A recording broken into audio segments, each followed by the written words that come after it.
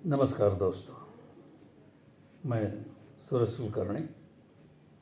आप सुन रहे हैं डॉक्टर पारनेस जी के हिंदी भाषा में व्यक्त किए गए कुछ स्पेट लेखन जो है, उनके लेख जो है।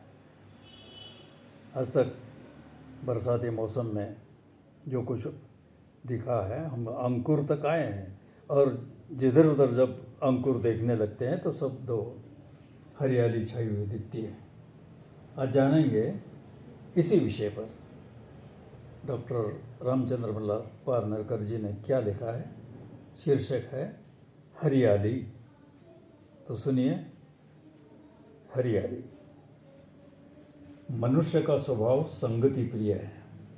वैसे ही प्रकृति का अनुसार स्त्री पुरुष इन दोनों को संगति या सहवास अनिवार्य है तथा दोनों के सहवास की परिणति संतति होना स्वाभाविक तथा कर्म प्राप्त बात है।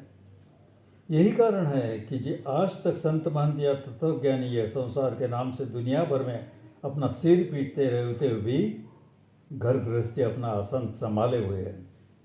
अंग्रेजी पंडित मनुष्य सोशल बीइंग समाजजीवी है ऐसा कहते हैं, परंतु वास्तव में यह सिद्धांत कितना सच्चा है इस बात पर विचार करना भी आवश्यक है। यदि हम मनुष्य जाति के इतिहास का अध्ययन करें, मतलब मनुष्य जाति के इतिहास का, तो यह बात सुस्पष्ट नजर आती है कि मनुष्य अति प्राचीन समय से 10,000 वर्ष पूर्व से समाज रचना के पीछे है तथा सामाजिक जीवन व्यतीत कर रहा है, परंतु आज दिन तक न तो वो अपने समाज का ढांचा मन की अपेक्षा जैसा बनाने में वो सफल हुआ है और न कभी समाज की कोई व्यक्ति सामाजिक जीवन का हर समय साक्षर कॉन्शियसनेस जिसे कहते हैं ये रखते हुए अपना जीवन व्यतीत करती नजर आती है।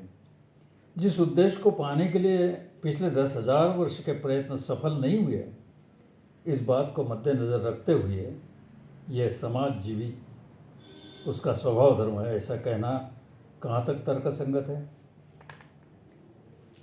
आत्मनस्तु कामाय सर्वैव प्रियम भवति।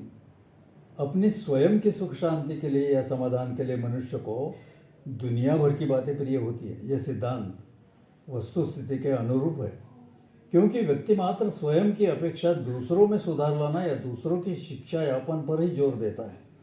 स्वयं में जो त्रुटियां दोष दिखते हैं यह अपने दिल से कोई नहीं पूछता। यदि कोई व्यक्ति दूसरों को कुछ सिखाने का प्रयास करे तो दूसरी व्यक्ति उसे न केवल अभिमानी समझती है बल्कि ऐसी भी गलतफहमी करने में पीछे नहीं रहती कि वो मेरी बुराई करती है।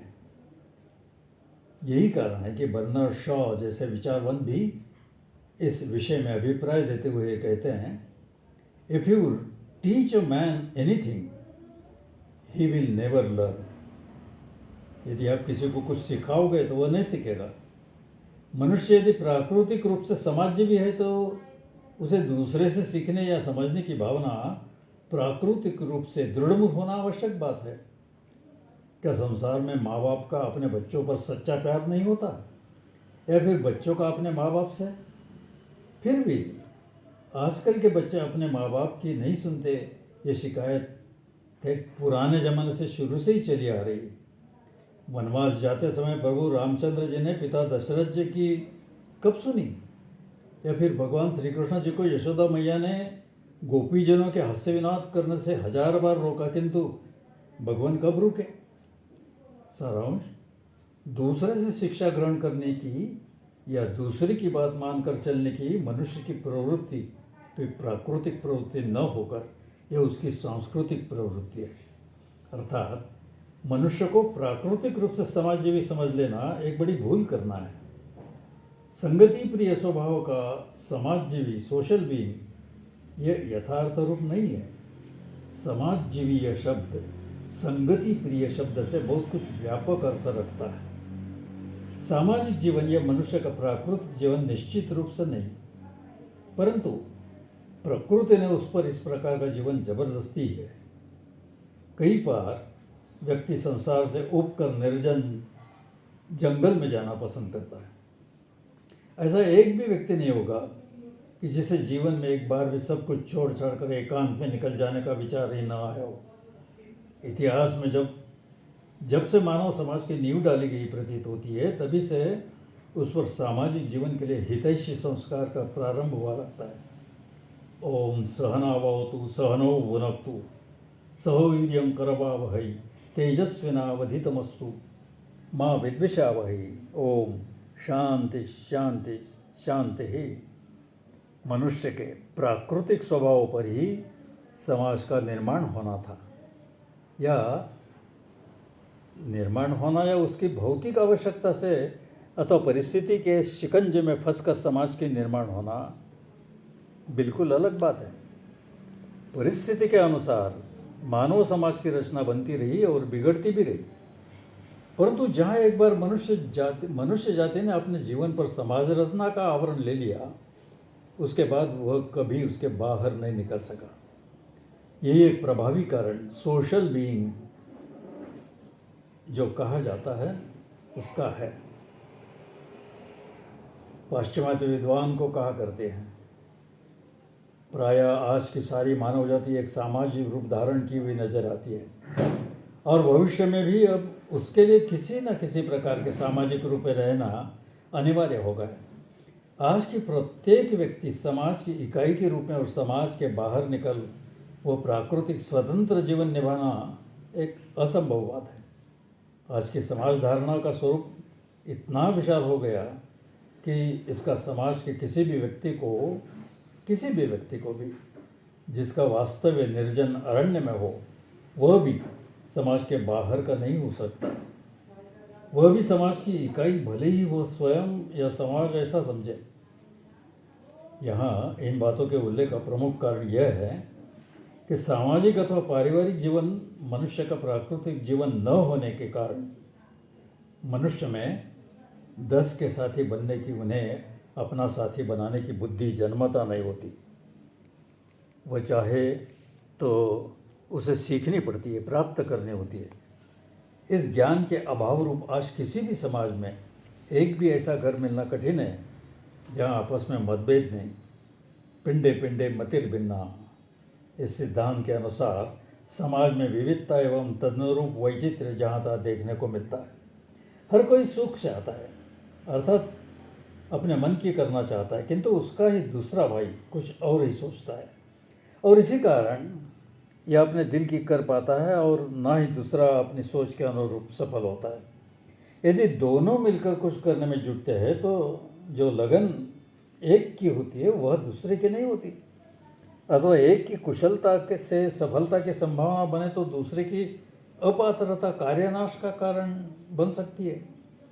परिणाम स्वरूप सिर पीट लेना, एक दूसरे के प्रति नाराजी, आपसी वैमनस्य इत्यादि की परिणति दुख में ही होती है। अतः दोस्ती रिश्तेदारी आखिरी तक निभाने नाक में दम आ जाता है। दूसरों के साथ दुनियादारी में काम तो पड़ता ही है, उसके बगैर तो संसार का काम चल ही नहीं सकता। और इस व्यवहार में भी कभी हम दूसरों का और कभी दूसरे हमें यदि नाकोचने जपा दे तो कौन बड़ी बात है। जहाँ दूसरों के सिवा किसी भी निभ नहीं सकती किसी की, वहाँ मात्र अपने चरित्र पर निर्भर कर शांति एवं समृद्धि की तमन्ना पूरी नहीं हो सकती। जीवन के प्रांगण में चारों ओर हरियाली चाहने वाले हर उस व्यक्ति को दूसरी व्यक्ति क्या और कैसी है तथा उसके साथ व्यवहार कैसा हो, इस विषय में सजग रहना होगा। 20वीं सदी के सफलतम महान उद्योगपति हेनरी फोर्ड साहब कहते हैं, if there is any one secret of success it lies in the ability to get the other person's point of view and see things from his angle as well as from your own। यदि अपने व्यवहार में सफलता प्राप्त करने का कोई रहस्य हो तो वह यह है कि स्वयं के साथ साथ दूसरों के दृष्टिकोण को समझने की पात्रता होना। जी, हमारी किसी से भी नहीं बनती।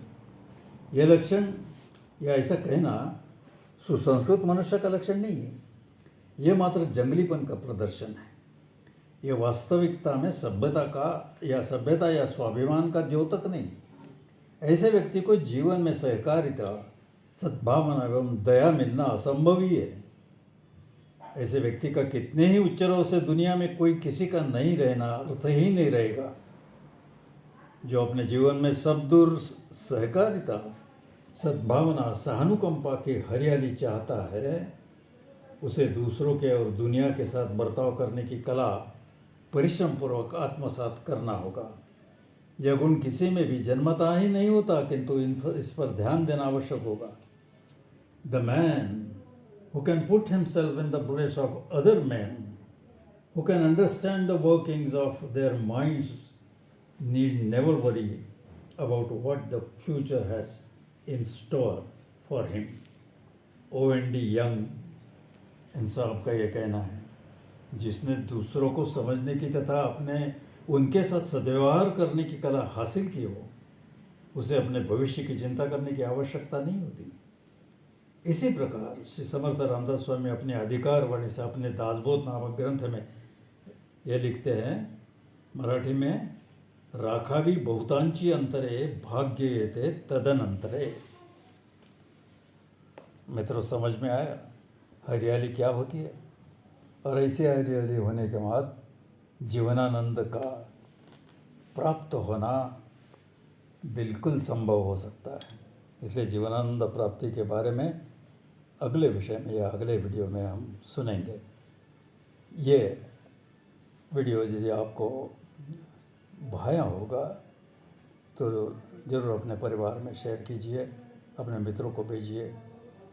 पसंद हो तो लाइक करके अब पूरे चैनल को शेयर कीजिए। धन्यवाद।